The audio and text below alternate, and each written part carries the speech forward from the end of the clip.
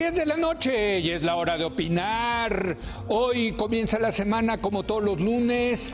Tendremos nuestra mesa de debate con Héctor Aguilar Camín, Jorge Castañeda y Javier Tello para discutir un tema tan interesante como divertido y polémico. Hoy, a lo largo del programa, vamos a analizar la costumbre del dedazo del Partido Revolucionario Institucional en el viejo y en el nuevo sistema político mexicano. Así que quédese aquí en Foro TV, que ya comenzó la hora de opinar.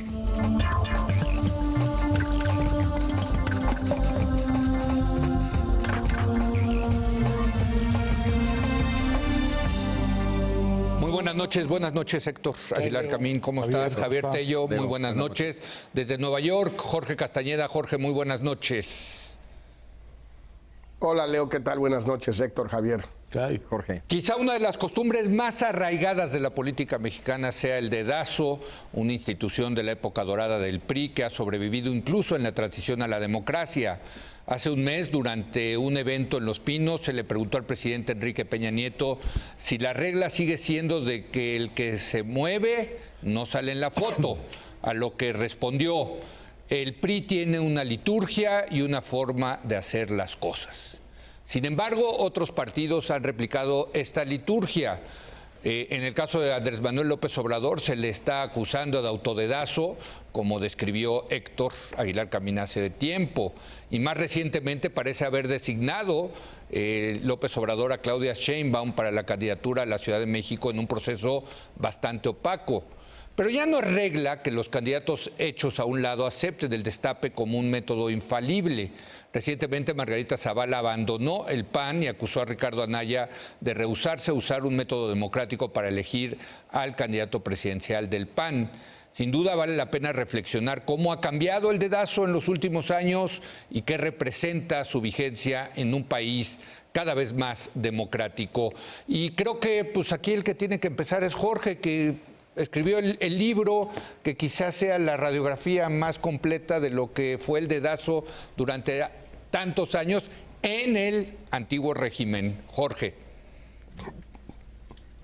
Sí, Leo, pues mira, lo primero que tú señalas en tu columna de hoy y que mucha gente ha señalado desde hace años es que la gran diferencia entre el dedazo de Peña Nieto, en realidad también lo fue con el dedazo de Ernesto Zedillo, y anteriormente, es que no hay ninguna garantía de que el feliz ganador de la contienda uninominal sea el próximo presidente de la República. Y por tanto ya no son los mismos criterios los que tiene que utilizar el presidente saliente para designar a su sucesor.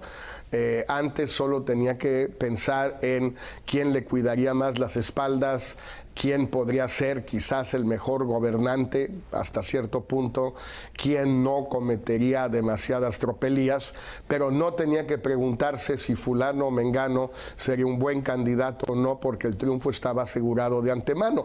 Digamos, en realidad no había elecciones, la campaña y la elección era para que se diera a conocer el candidato del PRI, no para que ganara. Hoy Peña tiene el pequeño problema de que además de que uno tiene que ser alguien que le cuide las espaldas, porque tiene muchas espaldas que cuidar, y dos, que pueda seguir o tenga una cierta garantía de continuidad de sus reformas, también necesita alguien que pueda ganar si es que Peña siga empeñado en que el PRI puede ganar, cosa que yo no creo, pero en fin. Entonces, esa es una primera gran diferencia, Leo, la señalas muy bien tú en tu columna y creo que no es de menor importancia. Dicho eso, algunas de los patrones recurrentes que yo traté de detectar en mi libro, que también señalas tú hoy, y en efecto es un poco simple, pero en fin, estas cosas a veces si se simplifican se entienden mejor. Había dos clásicas maneras de designar al sucesor: por descarte o por designio. Descarte era, te quedaba uno o dos y pues entre esos dos el menos peor, o por designio supiste desde el primer día quién iba a ser y te alcanzó para imponerlo. No parece ser el caso de Peña Nieto, pero podemos volver sobre eso ahora. O sea, sería más por descartes, ¿no? Yo también creo que va a ser más por descarte utilizando esta tipología. Porque se le cayó el designio. Exacto, el designio Porque era Videgaray. Telefilm. Sí, claro. Héctor. Exacto. Se están poniendo clásicos ustedes también, como en su análisis como el presidente en su decisión. Sí. No, la verdad es que esto del dedazo es un asunto muy viejo en la historia de México. Yo creo que la gente que hoy tiene 30 años no tiene idea Sí. de lo que era el dedazo de que está hablando Jorge, el dedazo, digamos, que llega hasta el destape de Luis Donaldo Colosio, ya con muchas dificultades, pero en realidad el dedazo clásico opera yo creo hasta el destape de Salinas. Porque en efecto, en ese México, la elección que el presidente hacía del candidato del PRI era prácticamente la elección de quién iba a ser el siguiente presidente de México. Dejaba a su sucesor. Desde el año 88, no, porque el 88 rompe al PRI y por tanto crea una situación completamente distinta. Pero si alguien quiere saber cómo era ese proceso de dedazo, puede verlo con toda claridad siguiendo la manera como ha procedido el presidente Peña en relación con el destape del candidato del PRI, el candidato presidencial del PRI. Toda este juego de posiciones, de personajes que van siendo presentados como de su íntimo, de su confianza, personajes que van siendo presentados como de su grupo inicial, pero que se van separando después de él, y al final una final de dos punteros, pero tres, otros tres que también podría ser, y por ahí la posibilidad de que en una de esas el presidente se despierte una noche y nombre a alguien que no se había mencionado.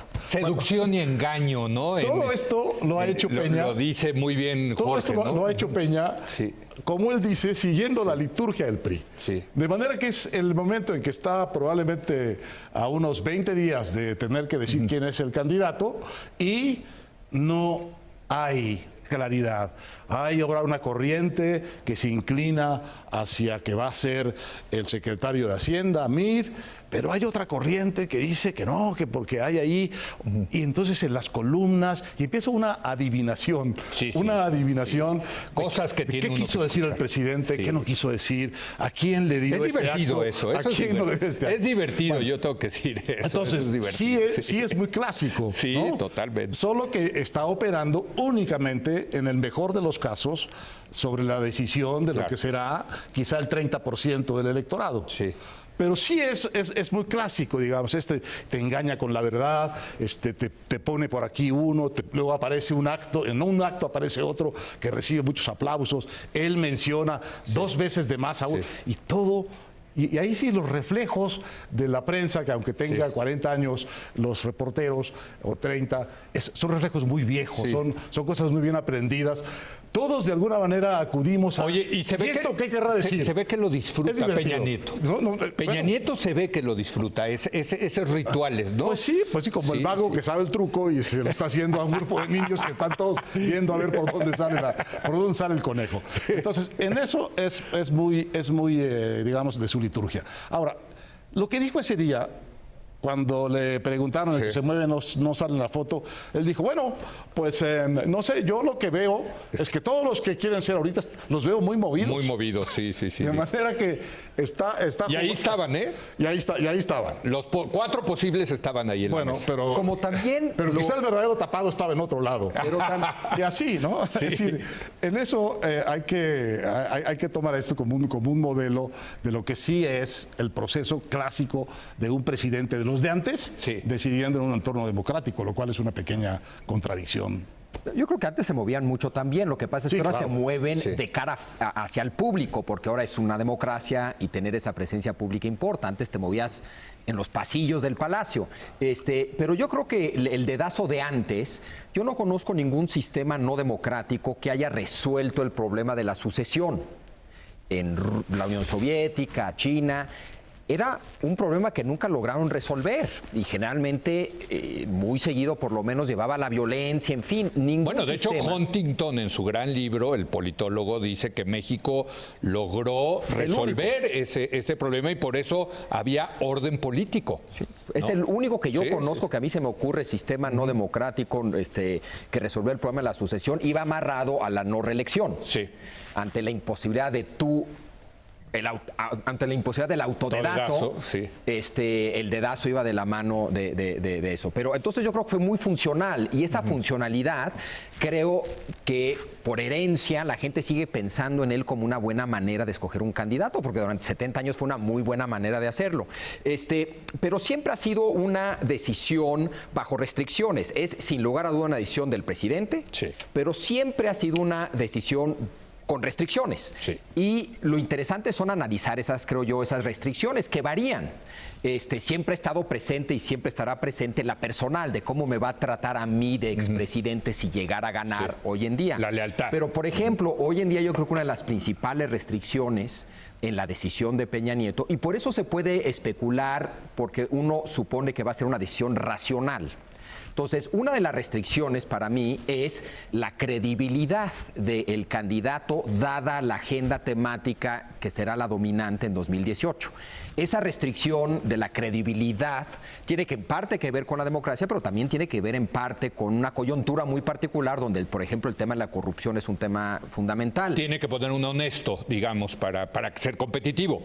Uno podría argumentar que esa es una de las restricciones, pero otra restricción, que esa también siempre ha operado, es el de la unidad del partido. También. Y ahí igual esa pesa más que la parte de la credibilidad. En fin, pero puedes hacer una lista de cuáles tú crees que son las restricciones para esta decisión en particular. A mí se le ha dado peso en la medida en que es honesto y que y no es priista y entonces puede tener esa credibilidad de que no está... digamos, ojalá independientes. Exacto, ojalá, mientras que Aurelio Ernesto, Nuño... es muy clásico el proceso. A mí se le ha dado la condición de puntero porque el presidente Peña lo ha ido poniendo en una y en otra y en otra. Pero puede estar engañando. Naturalmente. Ese es el tema. En eso es muy clásico. No es que se lo haya ganado el secretario de Hacienda. Como no sé... No. El juego empieza en que el presidente puede tener problemas de escoger quién gana, pero él es el que dice quiénes participan. Sí, exacto. Son los que él nombra. Sí. Entonces, ahorita está el secretario de Hacienda muy visible porque el presidente lo hace muy visible y porque le organiza las porras y le organiza las matracas. Pero las matracas todavía no. Pero fíjate, en la fase matraca. Pero eso es algo que me gusta mucho del libro La herencia de Jorge, donde dice, a ver, el engaño es parte fundamental de eso. Claro. Los posibles engañan al presidente y el presidente engaña a los posibles. Eso sigue vigente, Jorge. Por supuesto que sí, y también sigue vigente, que va junto con la total falta de espontaneidad de todo esto en la clase política, en el PRI y en los medios. Héctor tiene toda la razón de que aunque los reporteros de hoy de 30 años no tengan la más remota idea de lo que están haciendo en cuanto a que es lo mismo que hace 50 años, están haciendo lo mismo que hace 50 años. No hay opiniones espontáneas a favor de Mid o de Narro, de Nuño, de Osorio. Hay opiniones manipuladas por ellos y por el presidente en turno, sobre todo, en un sentido o en otro. Aquí no hay alguien que lo esté haciendo bien y alguien que lo esté haciendo mal. Hay alguien que el presidente quiera que aparezca como haciéndolo bien y hay alguien como que quiere el presidente que aparezca haciéndolo mal. Es un proceso 100% carente de espontaneidad. Siempre lo fue y lo sigue siendo hoy al 1000%. No hay una sola persona que vaya a uno de estos eventos del PRI sin que le pidan que vaya o lo obliguen que vaya o lo seduzcan para que vaya. Yo creo que es un primer tema, de la misma manera que no hay un solo columnista que diga que fulano va ganando o perengano va perdiendo sin que lo induzcan de una manera o de otra desde algún lugar para que así sea. Ahora, el tema que se le va complicando, yo creo, a Peña, y Javier lo señalaba tácitamente, es que los criterios o los requisitos necesarios en un ambiente, digamos, democrático, en un entorno democrático, pueden estar contrapuestos. Yo diría que, por ejemplo, el de que sean buenos candidatos en campaña, tipo Fox, tipo Peña, tipo Obama, ninguno de los cuatro lo es ni lo va a ser. Entonces, afortunadamente para Peña, ese criterio lo puede borrar de su lista, porque ni Narro, ni Mid, ni Nuño, ni Osorio van a ser Fox o Peña. Es imposible, no hay manera, y menos en 6 meses. Bueno, entonces ese lo puede borrar, pero los otros dos que mencionaba Javier son muy complicados, porque está el tema de la unidad del PRI y está el tema de la consonancia del candidato con lo que parece ser la agenda nacional. Ahí ya están mucho más contrapuestos los criterios, aún dando por sentado que, por ejemplo, en el caso de Nuño y de Mid, puedas hacer esa separación de que, como son, digamos, la separación pejista, ¿sí? Porque él es el clásico de esto. Yo no robo, yo soy austero y por tanto no me pueden acusar de corrupción. Pero fuiste cómplice de la corrupción de Ponce o de Ahumada. No, eso yo ni los conozco, ¿eh? Javier.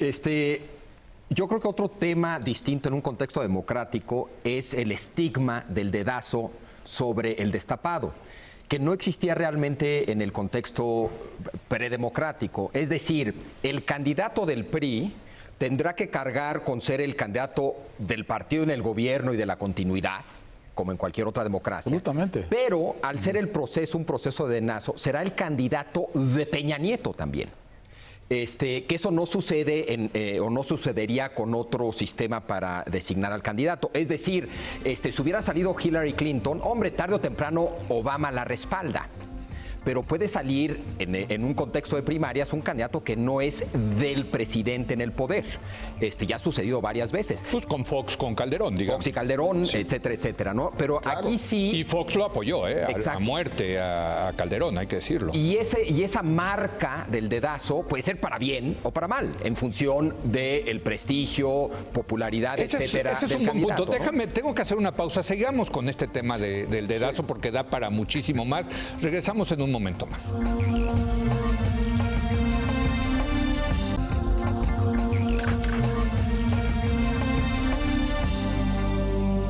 Bueno, estamos analizando esta. Sí, es una institución fascinante, ¿no? Para un historiador como tú, Héctor, es fascinante el tema del destape. Digo, a mí me gusta mucho y yo lo recomiendo de verdad. Ahorita que estamos en esto, lean el libro de Castañeda, el de la herencia. Es un libro fantástico, hecho muy bien, con entrevistas a los expresidentes, en fin, ¿no? Y con la versión de los protagonistas, que es muy importante. Pero visto desde el punto de vista histórico, quizá el problema central es ese que apuntaba Javier, es que realmente México nace a la independencia sin tener más que una manera de entregar el poder, que es por el mandato de la corona. Sí. El señor es virrey. Cuando empieza la independencia y empieza el gran siglo de las pugnas y las discordias del 19, todo eso se explica si tú ves los conflictos. Sucesión, sí. Cada vez que hay una elección, sí, hay una rebelión o un golpe de Estado. Cada vez, hasta que llega Porfirio Díaz en 1877, y entonces Porfirio Díaz gobierna una vez, entrega el poder a Manuel González, sí, se reelige, sí, habiendo llegado al poder con el mandato, con el principio de la no reelección, y entonces manipula las cosas de tal manera que se puede reelegir hasta 1910. Y es una solución personal a la manera, a cómo se entrega el poder. Viene la revolución, se fractura. Pero que tiene un límite biológico. Tiene un límite biológico. Stalin se muere en el poder. Claro, sí, claro. No es una solución. Entonces, viene la revolución, se destruye todo eso, se disgregan las fuerzas, las recuperan a tiros, etcétera, y fundan el partido, que después va a ser un partido cuasi único, pero que no es fundado así, que es el Partido Nacional Revolucionario, que es el Partido de los Revolucionarios. Bueno, hay una enorme cantidad de partiditos. No hay ni uno solo que no sea el instrumento de uno de los caudillos, un jefe militar o un político. Finalmente, en el cardenismo se une todo en un partido de Estado muy dominante, al que Cárdenas le añade el tema de que el presidente es dueño de todo esto, pero no se puede reelegir. Y entonces viene el periodo más largo de eficacia en la efectiva transmisión del mando, no solo a otra persona, sino a la siguiente generación. A otros políticos, a otros grupos políticos, que están todos dentro de la misma cacerola, pero que son muy distintos entre sí. Pero lo que es muy interesante en eso, en esa historia, y que la cuenta muy bien Jorge en su libro La herencia, es que está la visión de los vencedores, Claro. pero la versión de los vencidos, de los ardidos, como dice Jorge. Sí, claro. Aquí ha mencionado varias veces esa palabra, los ardidos. El tema es cómo controlas a los perdedores. Bueno, es que no hay espacio en todo este proceso que acabo de describir a que los partidos se vuelvan realmente partidos. Sí. A que se cree dentro de los partidos los mecanismos para que haya primarias. Sí, ¿no? Porque toda elección interna es el principio, la amenaza de una escisión. Eso. Y cada decisión es la amenaza de una rebelión. Sí. Y quieren cualquier cosa menos interrumpir la paz que se ha conseguido. De manera que cuando llega la primera decisión seria dentro del PRI, es la de Cuauhtémoc Cárdenas para salirse del PRI. Porque no hay, si se acuerdan ustedes, el reclamo de Cuauhtémoc era que no había dentro del PRI manera de que se expresara la corriente democrática. Es correcto. Entonces, toma la decisión de salirse. Y ahí empieza una historia distinta de la democracia mexicana, pero los partidos del PRI, el PRD, el PAN, siguen sin tener como tradición histórica el tema de elegir a sus candidatos, cómo elegir a sus candidatos. Bueno, ni se diga en Morena. No hay democracia interna en los partidos. Dejaste a Morena afuera. Bueno, Morena, ¿para qué hablamos? Pero cada vez que intentaba el PRD hacer una elección interna, acababa en un escándalo destrozado. Bueno, y el PRI también lo trató de hacer, acuérdate, en el 99 y fue parte también de ello. O sea, la división de Madrazo con la Bastida, ¿no? Pero esta solución no existe de adentro de los partidos. Pero, a ver, sí, Jorge, yo sé que tú quieres hablar, pero sí quiero dejar ahí pendiente el tema de los perdedores, porque también lo que viene para el presidente Peña Nieto es decir, va a ser fulanito, ¿y qué va a hacer con los perdedores dentro del PRI? No, es que eso también ha cambiado mucho. Jorge. Es que yo creo que es básico. Claro. Es decir, los ardidos o los vencidos tienen una de dos o tres opciones y siempre las han tenido. Una, sumarse al vencedor y esperar que les den algo. Y un rato, o un corto o largo. Digamos, un muy buen ejemplo sería en 1976, López Portillo es el candidato quizás sorpresivo de Echeverría, y se suman primero en la campaña, entre otros, Porfirio Muñoz Ledo como presidente del PRI, y luego entra como secretario de Educación, aunque al año y pico López Portillo lo destierra. Bueno, otra opción que tienen los ardidos es entender que ya no tienen carrera política hacia adelante, más que puestos muy de segunda, pero que tienen un rato para, digamos, que la revolución les haga justicia, si es que no se las ha hecho todavía, y pueden robar en grande durante el tiempo que les queda, que es un buen año, porque los destapes siempre coinciden con el año de Hidalgo. Y la tercera opción, que ha ido sucediendo mucho, sobre todo desde 1988 con Manuel Bartlett, es el enojo pasivo. Ok, me ganaste, yo no fui, pero si sabes contar, conmigo no cuentas. Y Bartlett deja pasar a Cuauhtémoc, deja pasar a los partiditos que se le suman, deja pasar lo que sucede la noche del 6 de julio del 88, las deja pasar toditas.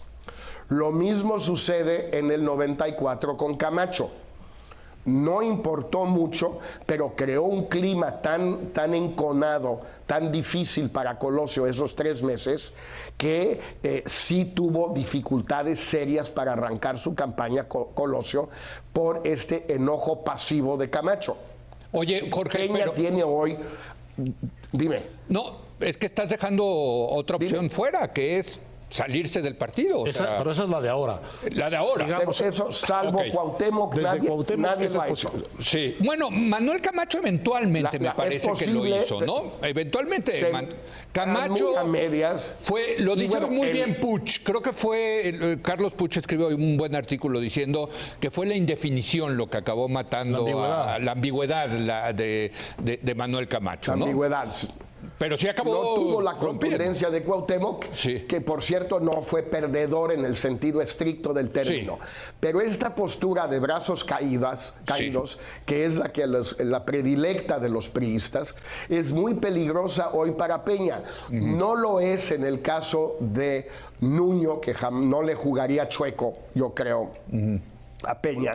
Probablemente tampoco a Narro, pero sí lo puede ser por parte de Osorio Chong, que puede pensar que a él le toca y si entiende muy bien que es una decisión del presidente y que puede perder, pero ¿qué hará si pierde? Esa es una. Y segundo problema muy serio para Peña, mucho más serio que el de Osorio, es que todo un sector del viejo PRI, o del PRI joven, pero que parece viejo, puede no aceptar la tesis, en mi opinión, en efecto peregrina, de que Meade va a llevar votos de Margarita o de no sé qué. Dice, bueno, ¿quieres votos de no priistas? Pues que te los consigan no priistas, porque si sabes contar, conmigo no cuentes. Y ese es un problema muy serio de esa vía. Javier. Coincido, y el único matiz que yo haría es que aquí el costo de dejar caer tus brazos para alguien tal vez, por ejemplo, como Osorio Chong, es altísimo. Es decir, el no apoyar a quien gane, el no sumarse a quien gane, pues podría implicar que gane López Obrador o que gane el Frente, que sería una muy mala noticia para todos en el PRI, incluyendo los ardidos que no fueron destapados. Entonces, creo que en esta elección, otra vez, la idea son las restricciones en la coyuntura. Aquí, esa dinámica que es muy real y que sin duda existirá también en esta elección, yo creo que pesará menos de lo que hubiera pasado o pesó en otras elecciones. Bueno, y no es gratuito, por cierto, no es gratuito que López Obrador le mande ciertos guiños a Osorio Chong, diciendo te van a cepillar, cuidado, ¿no? O sea, claro, está jugando con eso. Bueno, porque no solamente es brazos caídos, puede ser brazos subrepticios apoyando al otro, claro, ¿no? Y la otra, creo que variable clave en un contexto democrático es que uno es bueno o mal candidato no solamente per se, sino en función de quiénes son tus rivales. Y sabemos, hoy por hoy, que el principal rival será López Obrador. Entonces, Y Anaya, ¿no? Bueno, pero sabemos que probablemente uno de los penalistas va a ser López Obrador. Entonces, la pregunta es, bueno, ¿quién sería un mejor candidato del PRI frente a López Obrador? No, pues alguien que sea joven frente a las canas, juventud. O no, al contrario, canas contra canas. No, al contrario, el sistema contra el antisistema. Eso sería Midmi, ¿no? Canas sería el exrector Narro. La juventud Nuño. En fin, hay muchos argumentos para tratar de llegar a una conclusión de quién sería el mejor candidato, dado que va a tener que competir en buena medida contra López Obrador. Pero siguiendo el análisis que hizo al principio Javier, que ordenó muy bien las cosas, la verdad es que tiene como dos frentes fundamentales la decisión de Peña. Uno es la continuidad de su proyecto, que implica desde luego que le cuiden las espaldas. Claro, claro. El otro es conservar completo al PRI. Porque si no conserva completo al PRI, ni al 25% va a llegar, cualquiera que elija. Entonces la combinación es, ¿cuál es el candidato o cuál es la alianza de precandidatos que garantizaría las dos cosas? La alianza que garantizaría las dos cosas es, digamos, Osorio, que no garantiza la continuidad del programa, apoyando a un candidato que sí garantiza la continuidad del proyecto de Peña. Y por el otro lado, gentes que podrían, como Mir, representar con mucha mayor credibilidad el proyecto de Peña, pero que no necesariamente puede tener el apoyo del PRI. Entonces, si yo fuera Peña, lo que yo estaría pensando es un poco en lo que hizo Echeverría con López Portillo. Un candidato que tiene el apoyo de otros candidatos o que son esos precandidatos puestos en el camino del candidato ganador para que parezca que todo está unido. El ganador es el ganador, pero los demás son también ganadores. Digamos, si una coalición. O sea, más que coalición. elegir una persona es elegir una coalición. Una coalición, digamos. Sí. Nuño, que le da garantías al proyecto de Peña y a Peña, apoyado y endosado por Osorio y por Narro. Eso garantizaría para Peña las dos cosas. Sí. Garantizaría la unidad del partido y la continuidad del proyecto. Mid también, siempre y cuando sea procesable por Osorio. Sí. Bueno, O sea, Osorio tiene en este cartas momento, que jugar. bueno, tiene la Desde carta luego. que decía Jorge. Tiene la carta de, si no me pones de ganador, No cuentes me con- tienes que dar un ungüento serio para la ardida que me va a quedar para que yo pueda trabajar en mi futuro político. Claro. Y también quiero presencia, quiero autoridad, quiero que me cuiden las espaldas Sí. y quiero jugar en la siguiente mesa. A ver, Jorge.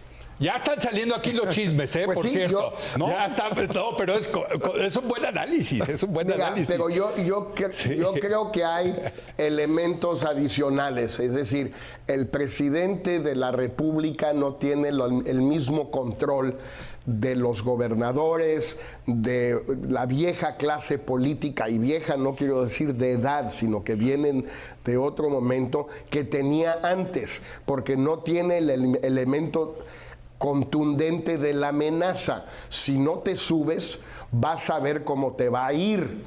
Pues vas a ver tú, porque me cambio de bando, y mi bando, por cierto, nuevo, lleva 5 puntos de ventaja, sobre el tuyo. Claro. Porque acuérdate que hay una elección. Entonces no me andes amenazando, o más bien tu amenaza no me espanta tanto. Bueno, el problema aquí es que Osorio necesita sumarse, suponiendo que él no sea, pero no es solo Osorio. Hay un sector de exgobernadores, ex líderes sindicales, ex presidentes del PRI o secretarios general del PRI. Hay mucha gente ahí, porque pues son generaciones relativamente jóvenes que han estado presentes, que tienden a sumarse, pero no se suman fácilmente con cualquiera, o porque no caben, o porque hay un tema, digamos, de cierta de antagonismo. Yo he escuchado de la versión, según alguien con cierto peso dentro del PRI, le dijo hace poco a Peña: si es Narro o es Nuño, cuentas con mi apoyo entusiasta, y si es Mid, cuentas con mi apoyo en silencio. Pues para como viene la contienda, el apoyo en silencio puede ser mortal. Va a ser un silencio muy escandaloso. Oye, pero eso me lleva... Ese apoyo silencioso. Eso me lleva a otro tema muy interesante del destape, que es una decisión personal, desde luego, del presidente, lo sabemos, Sí, pero pero sí consulta con mucha gente. No, pues, sí, o sea, esa cosa de que él toma la decisión en soledad, pero sí consulta gente que confía el presidente en él, levanta encuestas hoy en día, hay que decirlo, en este nuevo contexto se levantan un chorro de encuestas, de grupos de enfoque, en fin, es un dedazo diferente en ese sentido, Javier, ¿no? No, yo creo que antes también consultaba muchísimo. Similar y diferente en muchos sentidos, ¿no? La consulta, a ver, hablemos o sea, de la consulta. Sí, yo creo que es un proceso racional. Sí. No es un capricho, no es un berrinche.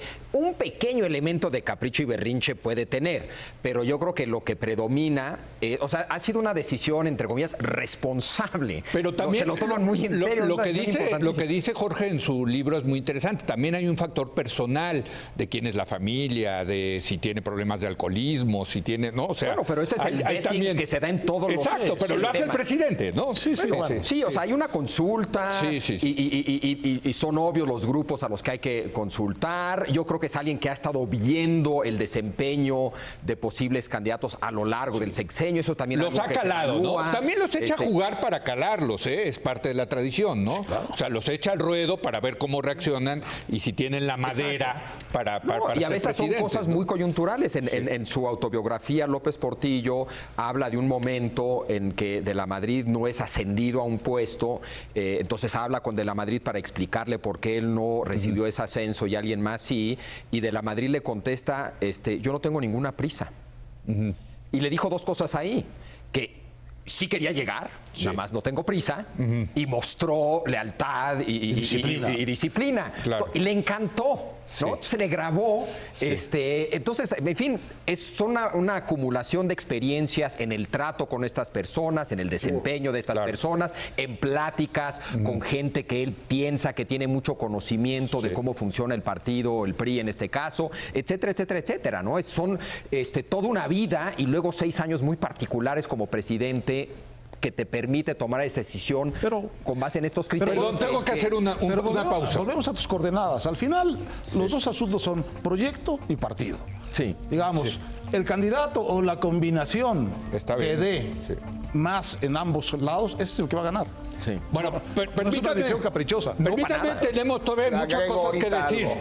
Tenemos todavía mucho que decir. Estamos analizando las instituciones del tapado, el dedazo, el destape. Y vamos a destapar a nuestro candidato. Vamos a destapar. Ahorita cada quien va a decir quién va a ser el candidato del PRI a la presidencia o quién piensa. Regresamos en un momento más.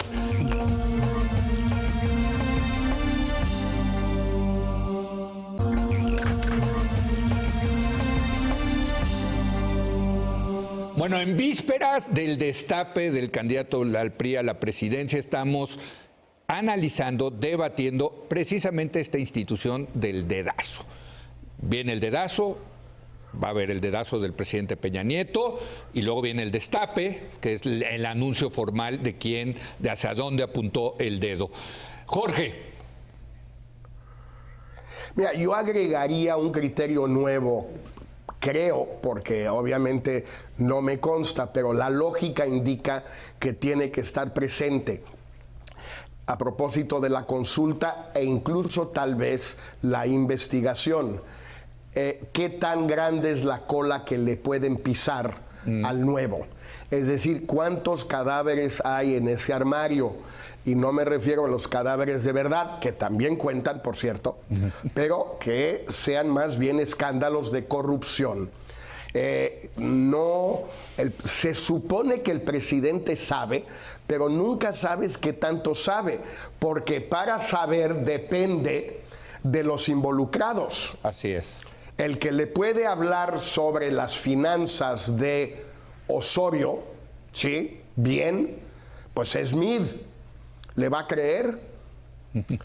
El que le puede hablar sobre la colusión, como dicen ahora en Estados Unidos, de Mid con Juntos Podemos y los 100 millones de dólares que se perdieron ahí, que hay una nueva denuncia hoy de la Auditoría Superior de la Federación, el que le puede informar a Peña qué tan embarrado está Mid es Videgaray.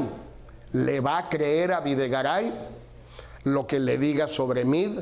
Y podríamos seguir dándole la vuelta. Ahora, antes no importaba. Tal vez se enteraba el presidente, tal vez no, pero no importaba mucho.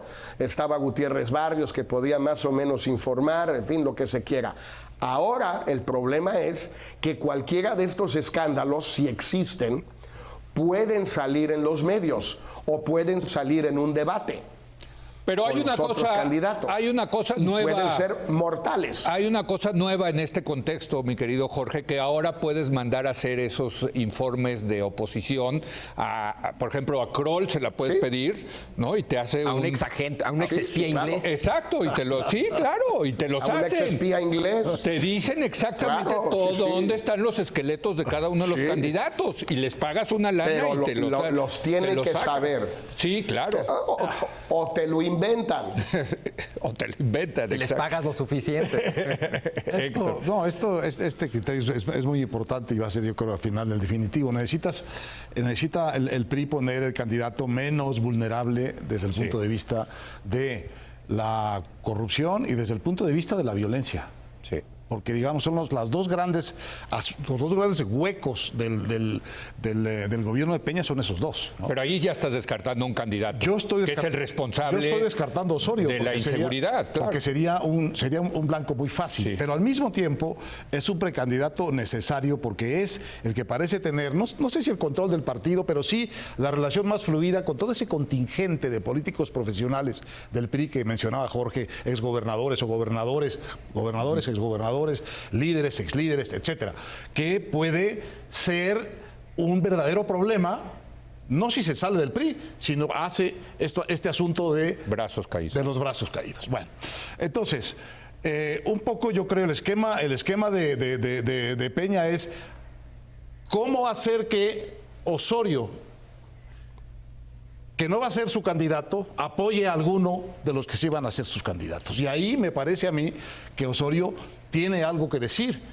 No porque prefiera a alguno, sino cuál es el menos malo para él, cuál es aquel al que puede apoyar con menos problemas de todo tipo. Es un apoyo que va a inducir al propio presidente, pero lo que él necesita, lo que el presidente necesita es una coalición que le dé credibilidad y simpatía en el partido. Exacto. Y le dé solidez y continuidad en el proyecto de reformas que él ha empezado. Bueno, esa es la convergencia. Pero dentro de la solidez dentro del partido también tienes que poner la variable de que sea un candidato competitivo, que pueda ganar. Y aquí dijo algo Jorge Castañeda, que ninguno de los cuatro es ni Fox ni Peña, no son grandes candidatos. Pero yo creo que, y coincido con él, no son grandes candidatos, pero dentro de los cuatro creo que puede haber unos mejores candidatos que otros peores candidatos. Yo diría que no sabemos, es decir, nunca han sido candidatos. Bueno, Osorio sí. Bueno, Osorio sí. Pero no.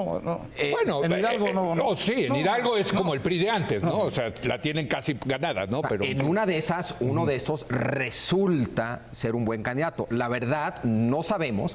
Podemos especular en función de lo que sabemos de ellos y llegaríamos probablemente a la conclusión de que no se ve que sean buenos candidatos, pero una de esas resulta que yo creo que sí hay diferencias importantes. O sea, yo veo a un Aurelio Nuño que cuando hay que tomar decisiones duras y hay que pelearse, se pelea. ¿No? Lo hizo con la sección 22. Nunca han sido candidatos. No, pero a ver, yo creo que esta elección va a ser de fajadores, va a ser de pelea. ¿Quién tiene más posibilidad de pelearse de esos cuatro? No. A ver, Jorge. Mira, yo creo que de pelearse, no sé. Nuño sí es un fajador. Mid es todo lo contrario de un fajador. Pues sí. Pero en una de esas, Mid resulta mejor en campaña que Nuño. Pero la verdad, no los conocemos en campaña, pero los conocemos en actos públicos, los conocemos en entrevistas. Toda la facilidad, la fluidez que tiene Mid en un acto de una entrevista con alguien, que sí la tiene, o en un auditorio cautivo relativamente pequeño, que sí la tiene, todo parece indicar, lo hemos visto, que no la tiene con las huestes del PRI, y pues sí necesita saber hacer eso. Por eso digo, ninguno de los cuatro es Obama, ni va a resultar ser Obama. O sea, ninguno de ellos tiene, eso se nota a leguas. Olvidemos de Peña y de Fox. Obama, o sea, fue candidato cuando quiso ser presidente del Kinder en Hawái, pues era carismático, pues, o sea, ya desde Kinder. Bueno, estos obviamente no. Entonces, ahí hay... Yo creo que ese criterio puede ser indiferente para Peña porque está muy pareja la cancha en esa materia. Lo que a mí sí me parece que va a ser también bien importante es que va a ser complicado, digamos, separar a Nuño y Mid de las decisiones más controvertidas de Peña o de los actos más controvertidos de Peña. ¿Por qué? Porque son hechura de Peña. Mid podrá alegar, pero yo creo que ningún consultor se lo permitiría. No, es que yo también soy hechura de Calderón. Se me hace que no sería una gran idea, ¿eh?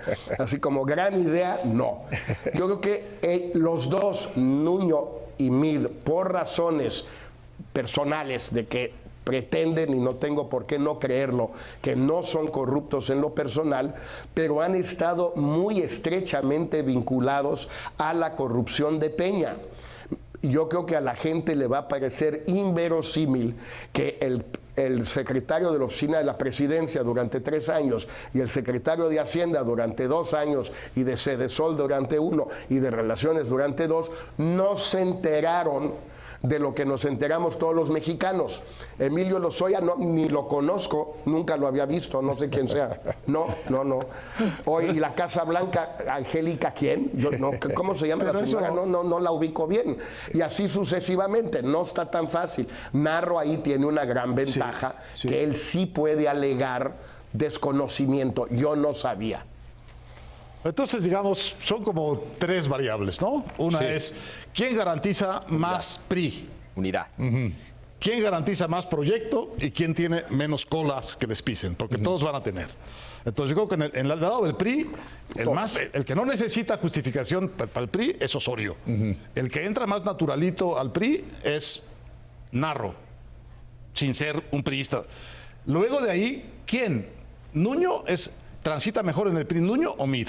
Yo creo que Nuño, porque Mid, como digamos, sirvió en un gobierno panista, eso a los priistas. Hacer su destape ahorita, vas a ver. No. Luego del lado del proyecto. Sí. ¿Quién es el que garantiza más del lado del proyecto? ¿Nuño o Mid? Pues ahí se va. El que garantiza los dos, ¿no? garantiza menos Narro, y Osorio garantiza poco del lado del proyecto. Sí. ¿Y quién garantiza desde el punto de vista de que la cola que tienen que les pisen? Pues ahí sí, tú dime. A pesar de lo que dice Jorge, yo creo que Mid y Nuño garantizan, y Narro, ahí tiene 3, garantizan menos colas que les pisen que Osorio. No me refiero solo a la corrupción, me refiero al desempeño como funcionario en materia de seguridad en el caso de Osorio. Entonces, si uno mezcla estas 3 cosas, yo creo que el candidato que está probablemente en mejor concordancia con las 3 es Nuño. Yo también. ¿Tú también? Ahora, sí, yo creo que mis dos A ver, 3, Fina. Mis 2 extremos, o sea, uno es Osorio Chong y el otro es Mid, y en medio está Nuño. Sí. Y Nuño tiene además la ventaja de la variable de lo personal con Peña Nieto. La lealtad. Un tema, sí, hablábamos hace rato de que siempre ha sido una variable en el dedazo el tema personal y la relación personal, ¿no? Creo que ahí sale ganando Nuño por mucho. Yo creo que Narro también estaba ubicado donde hoy está ubicado Nuño, excepto con el surgimiento del Frente. Yo creo que ahí pierde muchos puntos Narro. Se vuelve menos interesante como candidato del PRI si existe el Frente, así no existiera el Frente. Por la capacidad que tendría Nuño de enfrentar a un candidato como Anaya, ¿por eso estás pensando? No solamente eso, yo creo que el Frente, yo creo que Narro se volvía atractivo si querías mandar un mensaje centro-izquierda. Pero el Frente, si nada más fuera el PAN, te conviene ese mensaje centro-izquierda. Gente que no quiere, vamos a suponer, el radicalismo de Morena, el PRD ya no tiene candidato, no votaría por el PAN, y un prismo de izquierda, de centro-izquierda sería atractivo. Pero el Frente medio ya se robó, o podría, vamos a ver qué Frente... Que ahí sale, dentro de todas las especulaciones que hay, está este chisme, este rumor de que Narro lo podrían mandar como candidato de jefe de gobierno de la Ciudad de México. Bueno, ahí están las alianzas que decía Héctor. Al matadero. Al matadero. Bueno, pero a quitarle votos a López Obrador en la Ciudad de México, que, a ver, no es menor, no gana, pero si el PRI gana, se vuelve a colocar como un personaje importantísimo en la siguiente administración, porque fue a labor de sacrificio. Bueno, pues ahí sí, ¿no? De acuerdo. Es un candidato de 15%. Bueno, pero a ver, cualquier voto que le pueda quitar el PRI en la Ciudad de México, bienvenido a López Obrador, bienvenido, ¿o no? Sí, naturalmente. Incluso que pueda romper. Esa no me convence. ¿No te convence? ¿Por qué?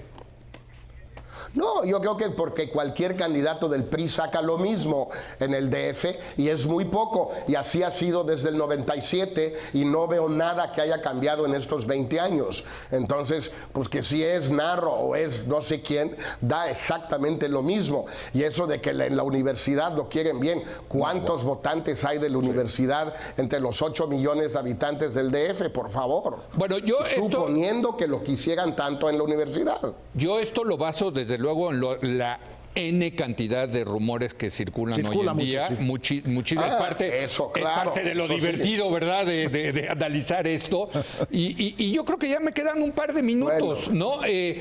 Incluso ahora está el rumor de que va a ser el día 27 de noviembre por cábalas del presidente, etcétera. Las cosas que uno tiene que escuchar de verdad cuando está el tema del destape. Pero, ¿qué podemos concluir entonces, Héctor?